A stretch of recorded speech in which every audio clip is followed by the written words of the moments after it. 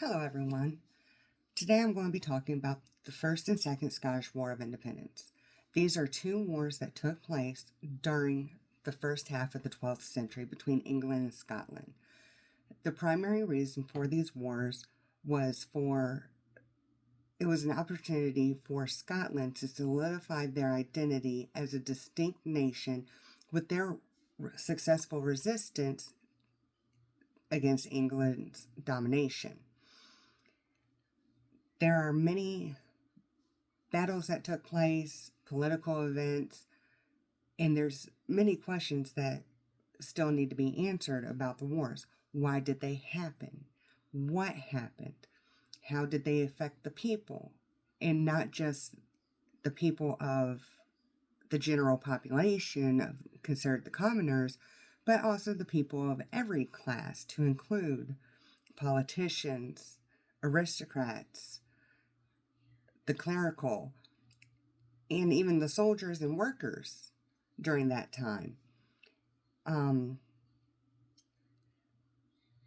There are many documents that are available out there that I plan to use in my research to be able to answer some of these questions, along with being able to fill the gaps that have been left from other historians due to them not having access, or those documents had not been discovered during their time of research.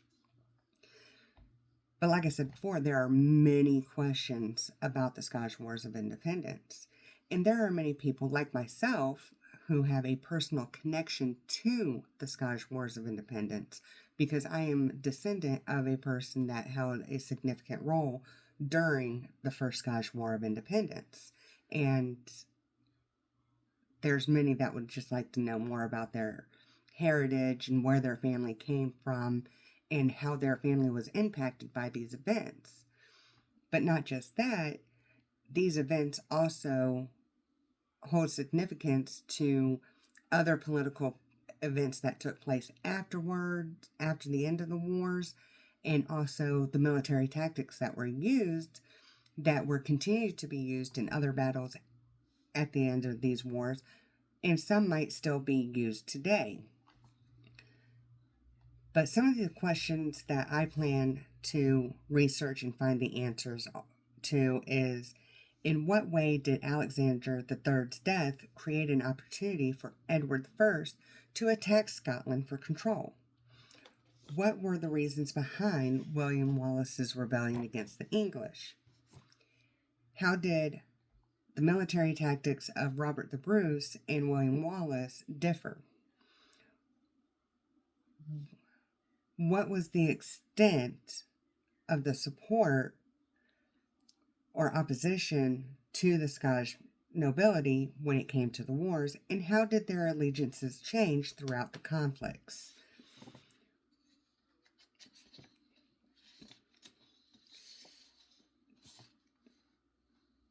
In my research, I plan to use various sources to include primary sources like government documents and also personal journals or papers and letters from individuals that held significant roles during each one of the Scottish Wars of Independence, along with using some of the primary sources of historians that have already researched it and see what information they gained and where they got that information from, and then I can also research those. These were huge events in England and Scotland's history, and they are still spoken about today, mainly in Scotland and England, but not a whole lot in the rest of the world because they happened so long ago.